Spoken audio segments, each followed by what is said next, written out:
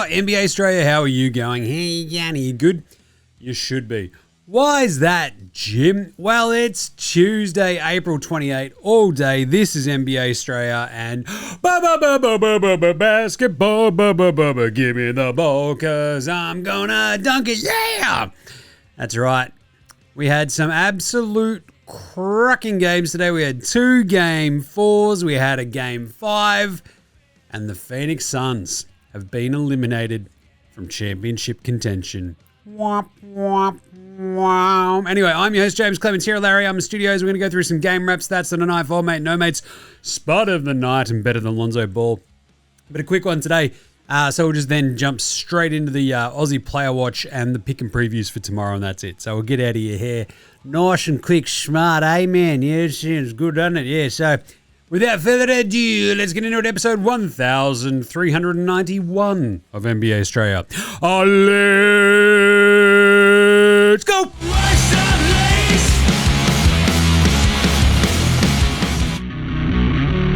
This is Josh Giddey. G'day, this is Andrew Gaze. This is Jack White. This is Joe Ingles. This is Dyson Daniels. This is Chris Anstey. This is Matthew Delvedova. This is Shane Hill. You're listening to NBA Australia. And you're listening to NBA Australia. And you're listening to NBA Straya. And you're listening to NBA Straya. And you're listening to NBA Straya. You're listening to NBA Australia. And you're listening and watching NBA Straya. This is NBA Australia. Let's do it. Watch out for the Shaq attack.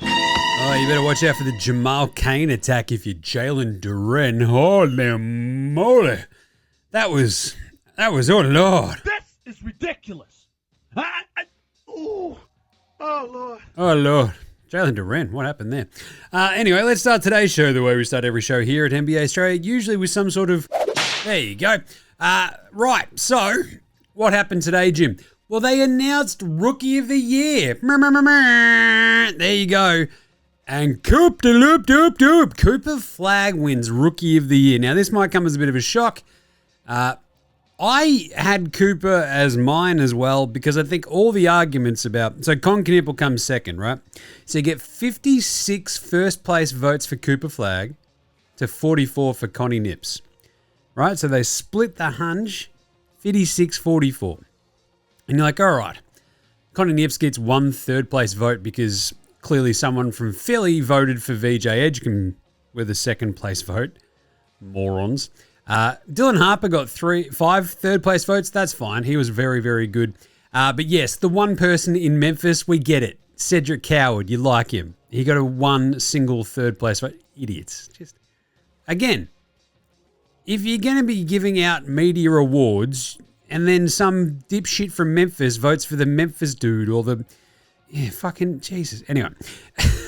Still, Jim, was this the right call? Yeah, nah, yes. Yes, it was. Cooper Flag was asked to do more on a pretty rubbishy team from the absolute get-go, where every defense that the Dallas Mavericks faced this year went, what's the thing we're going to worry about? Is it Kyrie? Nah, he's out. Is it Anthony Davis? Nah, he's on the Wizards.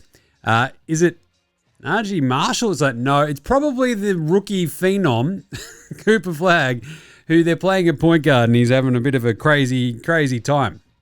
So all these defenses are geared towards slowing him down and at least just throwing looks at him.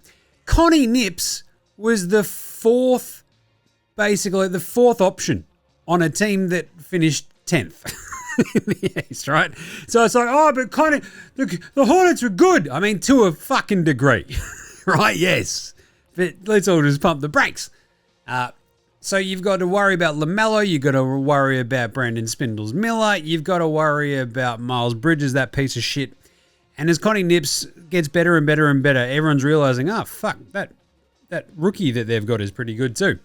And so they're not bending their entire fucking defense to slowing him down like they are Cooper. So I had to give that a little bit more credence, I think, than Connie Nips being wide open for vast majorities of the season and playing really fucking well. Don't get me wrong, Connie Nips was awesome. I feel like Cooper Flag did that a little bit more and it was a bit fucking tougher. It was a bigger ask. Connie Nips led the fucking NBA in 3-point makes. Like, he's awesome. He's absolutely fucking awesome. But again, this is it's a luxury that Cooper Flag didn't have. Having decent teammates who can also create for themselves. Coop's doing fucking everything. Connie Nips, it's a little bit fucking easier. Like that runway for that sort of rookie versus the Cooper sort of rookie. I'm just saying. Anyway, that's good. I'm happy it went that way. But really, come on. Cedric Howard won third place vote. Get a fucking grip. So the cool thing is we're going to find out Executive of the Year tomorrow. Oh, I can't wait. Fuck off. Teammate of the Year. Oh, good Onyas. Yay. And the hustle, whatever the fuck that is. Anyway, other little bits and bobs from today. It was very interesting. It came out that there are only 71 players who put their hand up for early entry into the NBA draft. 71. It was 106 last year. And the peak was 363 in 2021. 363 to 71 this year. That's crazy. It's the lowest since 2003. So yeah, this is what happens when colleges can legally pay their players. It's all above board now. Nothing sus here. Sure, ask any agent just how sus NIL is. But anyway, very exciting stuff there. And I guess for all those young fellas staying in college, or staying overseas maybe for that one extra year just to develop that a little bit further. But yeah, it's obviously making a big difference, which is, I think it's fine. Like this is probably another year now. It is fine. Because what it does is these fringe NBA candidates who would probably leave college maybe that 1 year too early, they might stick around. Like maybe they declare for the draft, they don't get drafted, they don't get a two-way, they suddenly end up like going, oh man, I'm like 21 and I'm playing in fucking China, right?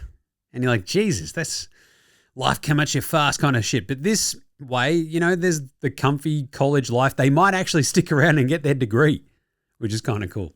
But they can make a little bit of cash, have themselves set up, and then sort of go into the next period of their life, whether it be in the NBA or another professional league. But I think it's working okay.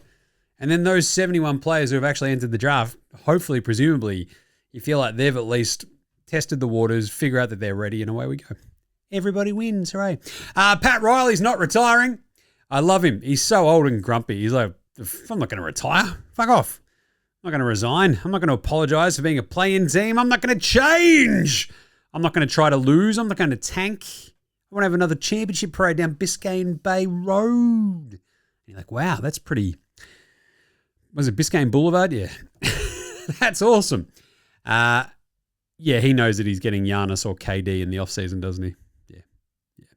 Hey, let's do some game raps. Game raps. I mean, the other little bit of news is that Terry Rozier might have been giving bribes as well. So, yeah, he fucked. All right, today we had Detroit basketball stink it up against the Orlando Magic men. This is an absolute throwback fucking series, this one. Everyone sucks. It's Alien versus Predator. Whoever wins, we lose. It's just 94-88. What the fuck? It's 2026. People go, they don't play defense anymore in the NBA. It should be better like in the olden days. This is the olden days and it fucking sucks. So remember that.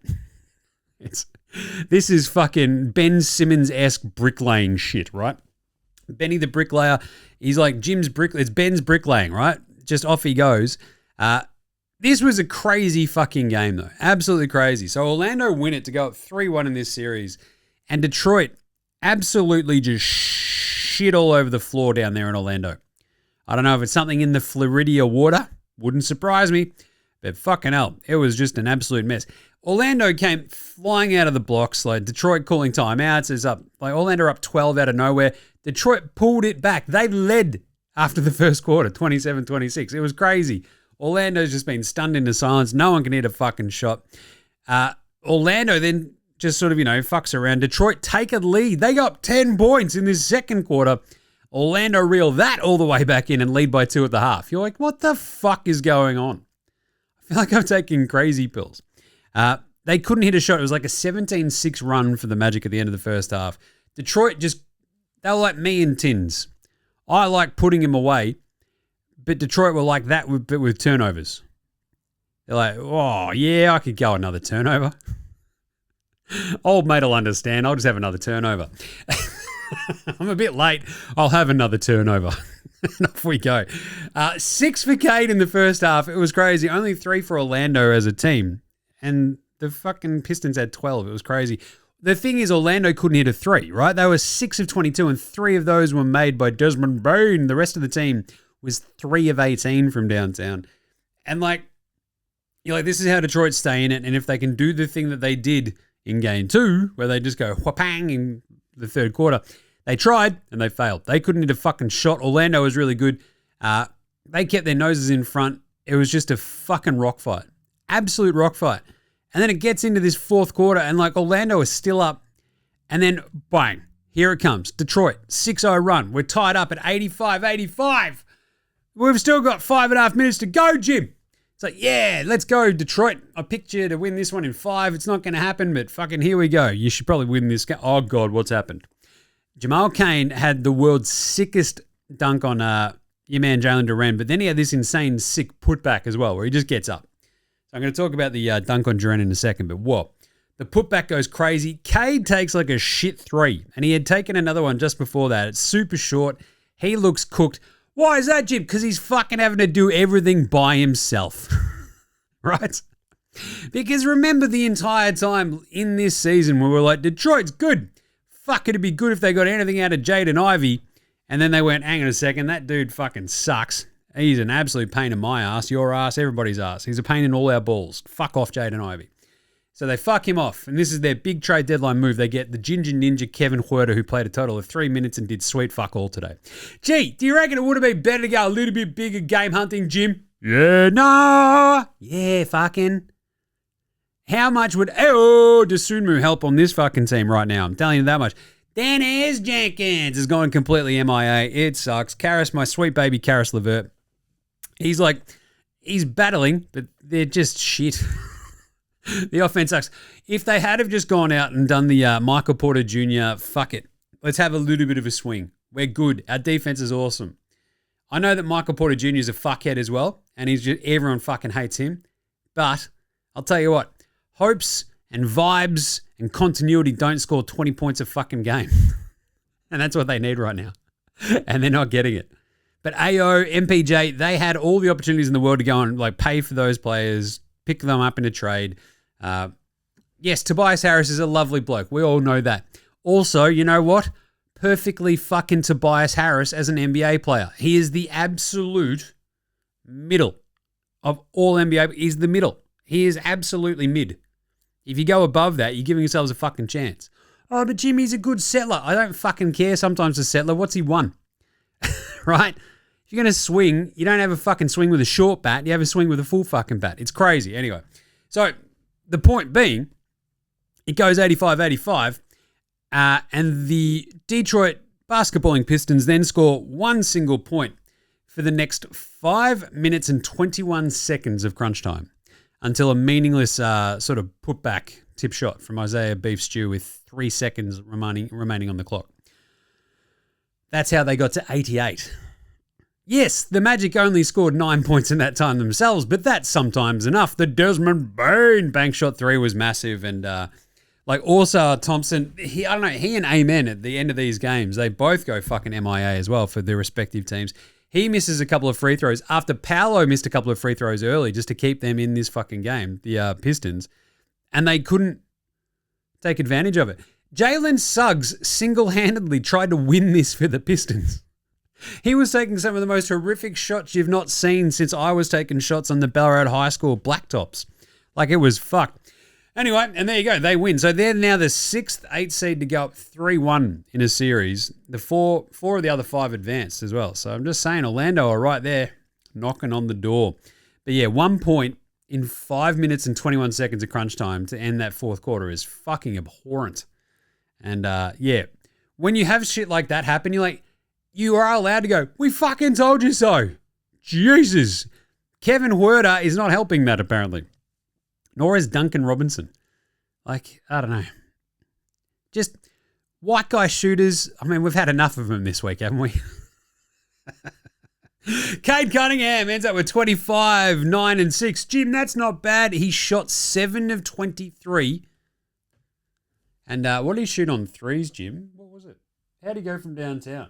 What did he shoot from 3? Oh, yeah! Chill.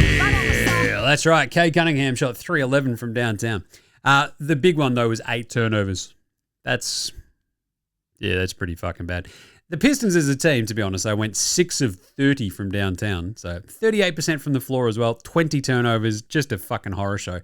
Jalen Duren, we've found his limitations. When your lunch is getting eaten by Wendell Carter Jr. to a terrifying degree, yeah, I'm a bit worried. 12 and 8 with 4 turnovers for Duren. Tobias was fine. 20 points. He shot 8 of 17, 0 of 5 from downtown, 0 assists. It's the perfect Tobias Harris game.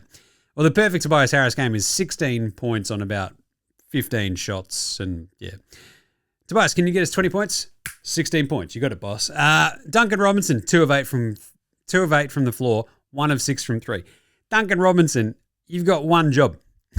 And going 1 of 6 from it is not it. Beef Stew had 8 blocks. That was sick. He also didn't really do a giant amount. He had 8 points, 8 blocks, 3 rebounds, 2 turnovers. Yeah. So his 8 blocks negated the 8 turnovers at least from fucking Cade. Dennis Jenkins shot 1 of 6. He had 3 points in 13 minutes. And Orsar had 6 points and 2 of 8 shots as well. Big trade deadline pickup, Kevin Huerter, played 3 minutes and didn't take a shot. So there's that. Good stuff. The Magic. Again, this is like a couple of back-to-back games where it's like, you guys are just fucking shithouse and somehow you've won these games. In a very similar vein to the Orlando Magic, shooting 33% from the floor today to win the game. Remember the Raptors, was it yesterday, shooting 32%? Yeah, it's fucked. Anyway, 9 of 35 from downtown. That's better than 6 of 30, so that's something. 10 turnovers as well. That's half of what the Pistons had. Desmond Bane, he was pretty good. Only one who could hit a 3. Went 5 of 10 from downtown. 22 overall for him. And he had his mates sitting in the crowd, which is good to see. Talk about that again in a second. Paolo Banchero had 18 points. Oh, it's not bad, Jim. He shot 4 of 18. Block! 0 of 4 from downtown. He's just 10 of 13 free throws, though, so you'll take that. That's ethical. Franz Wagner left with a calf injury, but he had 19, 5, and 3 before that. That's like the one thing that might open the door a little bit here for the Pistons down 3-1 is that if Wagner can't go the next game. Hello. Suggs was fucking flat out shit. He's going to pop up again in a second, but fucking hell. Wendell was awesome. 12 and 11 with a couple of blocks.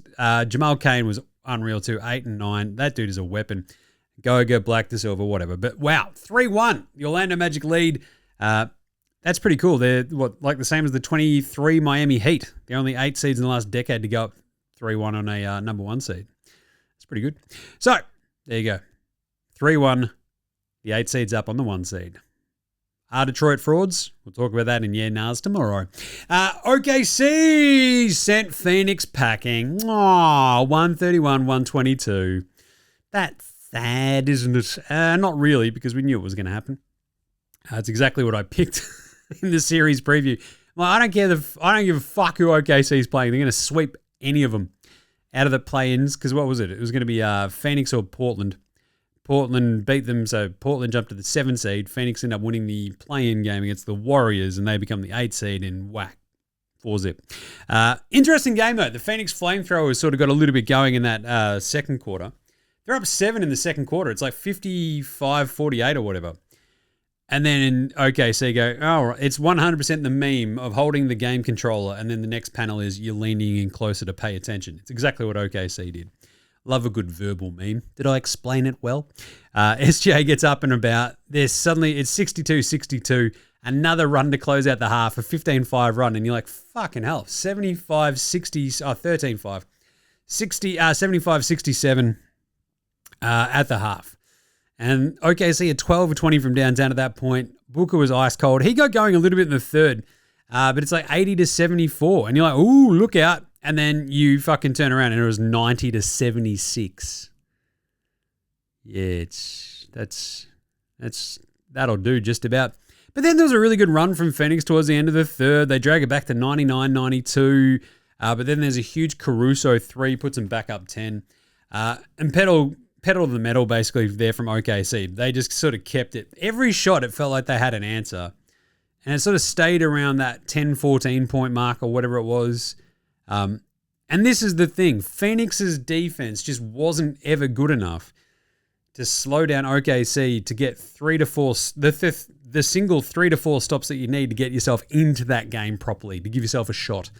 And it just never happened. And that's like the value of someone like SGA, where he's just like, no matter what happens, I'm probably either going to get fouled or I'm going to get a decent shot for myself or someone else, and we'll be fine.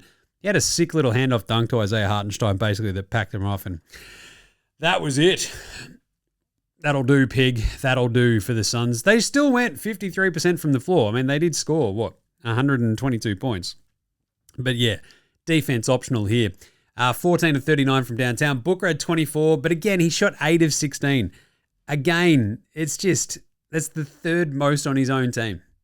I understand that he's being very well covered, but at one point you have to go, Devin Booker, just fucking do something, right? I said that he was ice cold early. He hadn't taken enough shots. Like, Dylan Brooks has got zero compunction about that, right? He went, 23 points on 10 of 19 shooting. Pretty good, 2 of 4 from downtown. Cole Gillespie had 20. He went 6 of 11 from deep. That's what you need from Booker. Jalen Green took 25 shots. He only hit 10 of them. He doesn't give a fuck. He's Jalen Green. He had 23 points, and he's shit. That's amazing. Grayson Allen actually popped back up for this one. 12 points for him for a couple of threes. Royce O'Neal, 8 and 7. But look, it's Phoenix. They never had the firepower to keep up. The defense was always going to be lacking. They've got 3 guards. OKC fucking ate that up. 50% from 3 for OKC. That's pretty handy. 17 of 34. Yeah, that'll do. 31 and 8 for SGA. He was absolutely fucking massive. Just ice cold killer. Ice cold killer. Chet had 24 and 12. He had a couple of weird misses, but otherwise he was really good. 18 and 12 for Isaiah Hartenstein. This is it. They've got this like really annoying sort of vibe about them to OKC. It's like, oh, you've got 3 guards? Cool. We've got 3 guards who are going to kick your ass on defense. Plus we've got 2 giant blokes and your centers are fucking tiny and we're going to kill you. That's what happened. AJ Mitchell had 22. He was 22, 4 and 6. I said that on NBA Coffee Run this morning. It's just plug and play. Oh no, we don't have J-Dub. Here's AJ Mitchell here to kick your ass. 14 for Caruso, put on a Caruso show. That one to put them back up 10 was a fucking kissing fingers emoji moment for Caruso. 4 or 6 from downtown for him. Case and Wallace had 10. Isaiah Joe hit a couple of threes, whatever. OKC sweep him. Bye-bye, Phoenix. See ya. Bye-bye. And then finally, Minnesota, Denver. This was an ass-kicking. 125-113 until it wasn't. What do you mean, Jim? It's still a 12-point game. Yep. It was a 27-point game. This game was off its rocker, and it's exactly what I said on NBA Coffee Run this morning. I fully expect a massive bounce back for Jokic. Jamal will do some shit. Their role players will hit a few more shots, and they'll be fine, right? This was the best game as a Nugget Cam Johnson has played. Spencer Jones was fucking fantastic. His dunk that was that third quarter was absolutely fucking spish. Christian Brown hit a big 3 late. Even my name is Jonas Valanciunas was causing havoc, but Tim Hardaway Jr. hit a couple of shots. Bruce Brown hit a couple of shots, and it was just enough. And like when you got Jokic and Jamal just causing all sorts of havoc and playing efficiently for the first time in a few games, boom. So let's go. This was tight early. It was like 44-42, and then absolutely fucking like, the Wolves went a bit ice cold, and Jokic and Jamal sort of just controlled the pace very nicely, and they absolutely fucking waxed them in that second and third quarter. Essentially, like sort of, they were up 9 at the half, and then they just fucking went bang. Still up 20, what was it? I don't know, 22 or whatever, and going into the fourth quarter. Like I sort of sitting there, you're like, it's 106-85 halfway through the fourth quarter, and you're like, they're been up 27. Yeah, this is what happens. And then it got a bit interesting, didn't it, Jim? Yeah, it did. Like an 8-0 run out of nowhere. 11-3 run. It's going a bit haywire. That Nuggets crowd is going, what the fuck's happening? Oh, shit. It's 109-96. You get free throws from Jokic, but then Randall gets an and one, and he misses the free throw, and they get a bucket off the fucking rebound. 10-point game. Holy shit.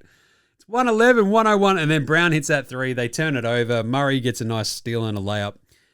It's a 15-point game again. There's a backcourt violation as well. Another turnover. Jokic gets an and one. They basically just fucking woke up, went, oh, God, all right, 8-0 run. That'll do, pig. And there you go. So Yeah, Minnesota made a bit of a game of it, but this was it. It was like AO sort of found a bit of rhythm. He ends up with 18 points on 7 of 14 shooting. He wasn't going that great early. Bones hit a couple of big shots too, right? He ends up with 15 on 5 of 9 shooting. But Randall sort of made himself known a little bit more in this one, which is good to see for the Wolves. 27, 9, and 6. He had 5 turnovers, but that's a bit of part and parcel of the Randall experience. McDaniels wasn't as good in this one. 13 on 5, 11 shooting. Couldn't hit a 3. 4 turnovers. Rudy Gobert, not as impactful against Jokic. It didn't get him into foul trouble like I thought Jokic would be trying to, but he just wasn't as good against Jokic. He was just fucking on one, right?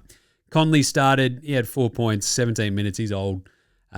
Jingles got in there. Aussie player watch, 3 minutes and zeros across the board, but was a +6. So, Naz Reid, 12 and 8 as well. He did that in 24 minutes. A few weird fouls in there and just... Yeah, his impact was kind of weirdly limited. And Terrence Shannon Jr., good to see him get some more run as well after we saw him last game. He had 15 and 1. But yeah, like despite shooting 51% and 43% from 3, they had 25 turnovers, did the Wolves. And that was the really big story where the game sort of just kept getting away from them. Like, you just sort of turn away and go, oh, fuck, how did they just build that like giant lead? You're like, yeah, that was the turnovers. Every time it's the turnovers. Points off turnovers, it was 29 that they conceded. 35. Yeah, I had 29 from earlier. 35 points off the turnovers. That'll do, pig. That'll do. For the Nugs, though, you obviously had 27, 12, and 16. 16 assists for Jokic. He was awesome. Shot 9 of 15. 18 for Cam Johnson. 18, 6, and 5 with 3 steals. He was a little bit of everywhere. Kind of really like that. Spencer Jones had 20. 24 for Jam and Jamal with 7 assists, 4 steals, 4 turnovers. 9 for Brown, 9 for Jonas. Yeah, so good job for the Nugs to get this back to 3-2. And it's basically as we sort of laid out on NBA Coffee Run and yesterday's show, with the Wolves missing Ant-Man, with Dante done for the year. Yeah, it's going to be a bit of a struggle for the Wolves, but they'll like their chances in Game 6, I'm just saying. Anyway, NBA Straya approved performer of the night. That's not a knife. That's a knife. That is a knife. I'll give you 3. Desmond Bain hits that banked in 3, basically the dagger shot. He was the only Magic man. Like they played really well to start off with, right? But he was like the only sort of constant dude the entire time. It's crazy. He was so impactful for that Magic team today with 22 points, the 5 threes. He was huge. SGA's 31. What did I say? 31 and 8. So efficient. What was it? 12 of 17. Taking the piss, mate. Taking the piss. 2 of 4 from deep. 9-11 at the free throw line. 2 rebounds and a block. And yeah, then you got to go with Jokic. I loved his game today. Just he was angry, played within himself, but the assist numbers were flowing really, really early. The scoring sort of came along with it. He sort of got a couple of buckets early and then really got into a nice groove. Like another 7 points late in that fourth, and away they went. 27, 12, and 16 is taking the piss. And yeah, as I said, don't piss off giant Serbians. It's one of my fucking cardinal rules. I try to live my life by one of those rules. Don't ever piss off giant fucking scary Serbians. Who is Spud of the night, Jim? Spud, Spud, Spud, Spud, Spud, Spud, Spud, Spud, Spud, Spud, Spud, Spud, it is Spud of the night. Well, the Orlando Magic is shooting 38.7% through the first 4 games of this series and lead 3-1. So they're Spuds. They're the first team since the 2012 Philadelphia 1, 2, 3, 4, 5, 6ers to do that in a 4-game stretch and win 3 of them. That's pretty good. But obviously, Jalen Suggs, I mentioned him earlier. He was so fucking bad. As I mentioned, almost single-handedly trying to win that game for the Detroit Pistons. He plays for the Magic. It was fucking horrible. He just let a waltz down the court and go, all right, boys, don't worry. I know we need to kill some clock, but just let me chuck this 3 up real quick.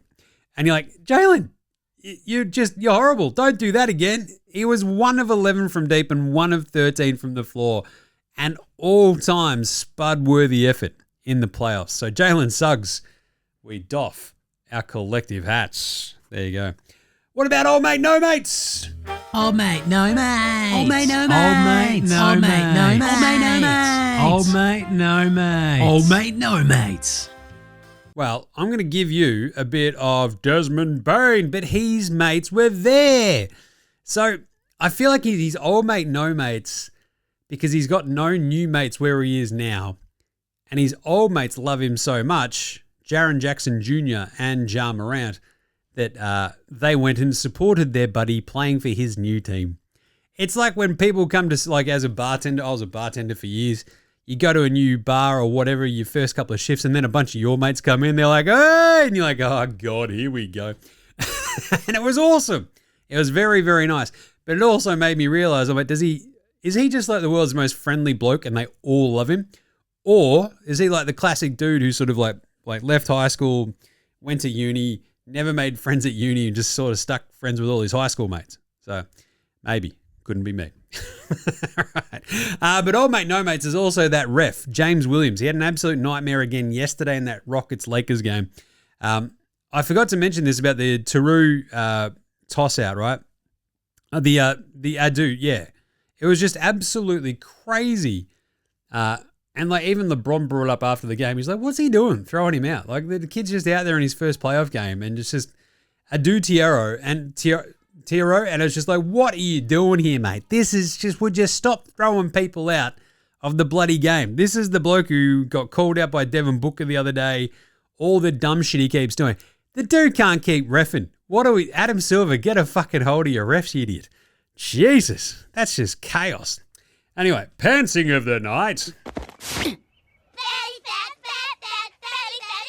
Yeah, this one's easy because it was Jalen Duren getting put in the grave. That was absolutely sick work by Jamal Cain, wasn't it? He lined him up and he went right over the top of him, went right through him and yammed all over him. It was just, it's like 100%, bring police, I'd like to report a murder. Jalen Duren's like got to retire after that. It was just an absolute horror show, the poor bloke. So yeah, not great. That was a sick dunk. Like Goga swallowed up a Cade layup earlier as well. That was a bit of a pantsing, but fuck that prick Goga. Yeah, hurting our man Jock Landale. But Jamal Cain, the putback that he had as well later on was absolutely gnarly, but that dunk on Duren is like top-notch poster. Holy, like the absolute vibe in that arena as it happened. They all did what we all do. Oh, God. Could not believe it was happening in front of them. I'm watching this going, holy crap, did he do that? And Twitter just exploded. It was awesome. So, good job, Jamal Cain. And finally, better than Lonzo Ball, Bronny James, and Ben Simmons. Lonzo was the best player in high school. He was the best player in college. You think he'll get to the pros and be like, I made it to the pros, now I can be average. He's coming for everybody. Coming for everybody. AJ Mitchell. I didn't make too much of a hullabaloo about him earlier, but God, he was good. He played 34 minutes today in place of J-Dub. 22 points on 7 of 16 shooting, 4 of 6 from 3, 4 of 4 at the line, 6 assists, 4 rebounds, and 3 turnovers. A team high plus 27. That is on a Thunder team that won by 9. He was a plus 27.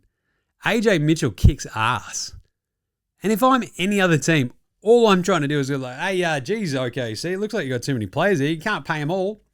We'll take a case and Wallace off your hands. How about an AJ Mitchell? What do you need? What do you need? What do you want? So, yeah, pretty bloody good. All right, well, we did this sort of Australian play watch because it was only Jingles, really, obviously, today, who got out there and he played his 3 minutes and went for the 3 trillion. So how about we just dive into tomorrow's games with some game previews. All right, let's do it. What do we got? Actually, don't need my phone out. We won't do the Paddy Mills Game Day Baller Game Day Twitter check-in. Actually, no, we can. Let's do because I think Jock posted something nice just before. There he is, Jock. Oh, there you go. You are rare, buddy love. Oh, that's nice. Hanging out with buddy.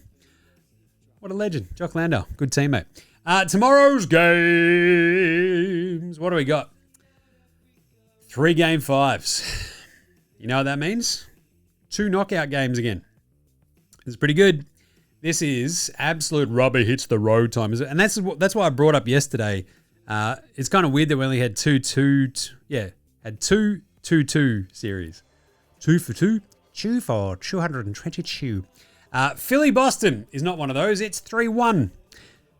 And tell you what, pack her up, boys, because you are done. This is a gentleman's sweep if you ever saw one. Look, Game 3 was pretty tight. Game 4 was an absolute shit kicking because Boston hit all their threes. Now, what Philly will be hoping for is that they played Embiid in Game 4. He feels a little bit better. He knows what he's doing now. He can be that sort of linchpin for that offense. Maybe help a little bit more on D. And mostly, though, they'll be like, VJ Edgecombe, can you hit a shot in this game? That'd be good. Because I think between Embiid, PEDP, Paul George, and Maxey, you've sort of got your dudes. You need VJ to sort of give him something. Oubre has to hit a single fucking shot. He didn't in Game 4. Boston, however, they are 11.5-point favorites. This is a tricky one because I feel like it could be an absolute blowout again, like it was in Game 4.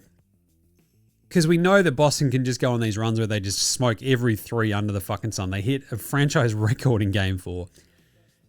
But Philly, I mean, Embiid being back, PEDP there, Maxey, it feels like they've got one more good punch. Do they cover 11.5 though, Philly? Can they lose by less than 11.5 points? I think I might take Philly plus 11.5. Boston to win in pretty much a really similar game to what we saw from maybe OKC Phoenix today, right? Where it's just a bit of run and gun. But, actually, I feel like the Embiid thing goes one of two ways as well, right? He's really good and it keeps them engaged, keeps them close. Boston don't have any answers for it. Flip side is he's also just completely fucking undercooked because he had an appendectomy 2 weeks ago. And Boston just have sort of made their adjustments and they get a really big Jaylen Brown, Jason Tatum 1-2 Costa Zoo punch. I think I might go with Boston actually. Because I feel like I'm, leaning much more towards the Embiid. It just gets a little bit fucking hard and then they just sort of get run out again. Because OKC should have covered today. They didn't because Phoenix basically scored one last bucket that was meaningless. And if you, I'm still angry. But anyway, let's go Boston 11.5. They close out 9-1, 1, 2, 3, 4, 5, 6s. Then we have Game 5 of Atlanta, New York. New York, CJ McCollum will pants you. 6.5-point favorites of the Knicks. This is absolutely awesome. This series has been wildly entertaining, and I cannot wait for this one. Knicks won the first game by 11. They lose Game 2 by 1. They lose Game 3 by 1. And they win Game 4 by 16. So the 2 wins, they've beaten them pretty handily. The 2 losses have been extremely close. I'm going to go with the Knicks. Minus 6.5. I think. Like, Game 2 was crazy in the way that the Knicks lost it. I reckon. So we'll see what happens here. I'm going to go the Knicks. I think you can still lean on Cat. I think at home you get a little bit more out of that bench as well. And I think Jalen Brunson can at least have one half-decent, efficient kind of game, and I think they do it okay. The big query will be whether or not OG and Mikal Bridges can continue to slow down Nicky Alexander-Walker and Jalen Johnson. I think Jalen Johnson might shake loose for a bit of a game, but they might throw a little bit more sort of at CJ to sort of slow him down. But I think I'll take the Knicks minus 6.5. And then Portland at San Antonio. Game 5. This is the Spurs up 3-1. The line for this is a very disrespectful 12.5. Now, why is that disrespectful, Jim? Because the Blazers led by 17 at halftime in Game 4. What happened then, Jim? Well, they lost by a shit ton. They lost by 21. So that's bad. However, I think the Blazers, backs against the wall. This team will scrap and fight and scrap and fight and scrap and fight. I don't think they'll win, but I think they will cover that 12.5. I think they can drag this down a little bit one more time, drag it down, and off we go. So, I'll take the plus 12.5 for Portland on the road. I think they've just got one more in the chamber. I don't think they'll win, but I think they'll keep that one tighter. I reckon. Yeah, there you go. So all those picks will be up on Dabble. Tomorrow we'll do the NBA coffee run in the morning in case anything changes, of course. You can find the link to the Dabble stuff over in the show description, the social bios. But that is it for today. We'll be back on deck tomorrow, of course. In the meantime, chuck us a follow and check out NBA Straya on all the socials. Twitter, Facey, IG, TikTok, YouTube, all the good stuff right there. Same thing goes for Footy Unfiltered. We've got the Round 8 setup show happening. So go check that out. Follow that on the socials as well. Lots of fun stuff. Love talking AFL footy. It's always fun. And God, I hate AFL media so much. Anyway, so I like doing my own thing. You can also get around Jim Does Supercoach. We'll have the AFL Supercoach show for that. Probably go up tomorrow as well. So get around Jim Does Supercoach. Follow us all on all of the YouTubes and all the podcast apps that you use. It'd be much appreciated. You can also help support the show. buymeacoffee.com/NBA Straya. That would also be much appreciated. You can join the Dead Set Legends Club, which is the exclusive membership level, which is basically Buy Me a Coffee is our Patreon. So buymeacoffee.com/NBA Straya. Help support the show. Appreciate your guts. That would be really cool. What else we got? I know, got to thank From Oslo for the intro and outro song. So to just House Hats, Joshua Del Rentis, Fascinated Goldmines, Ramshack Alami, who are playing Scar Fighter 2 at the Bendigo Hotel in Collingwood next Saturday night. I'll be there early and then late. In between, I'll be at Deftones. So that'll be good. Anyway, get around them. What else? Iowa, Sex Shadow, Green Dozers there behind all the tunes you hear on the show. So smash them on your music streaming platform of choice. And there we go. We'll get out of your hair. Nothing into this one. I'll catch you tomorrow, you dickheads. How good are playoffs, man? Yeah, they're really good. This is NBA Straya saying, look after yourselves, would you? Hug your mates, and later, hosts.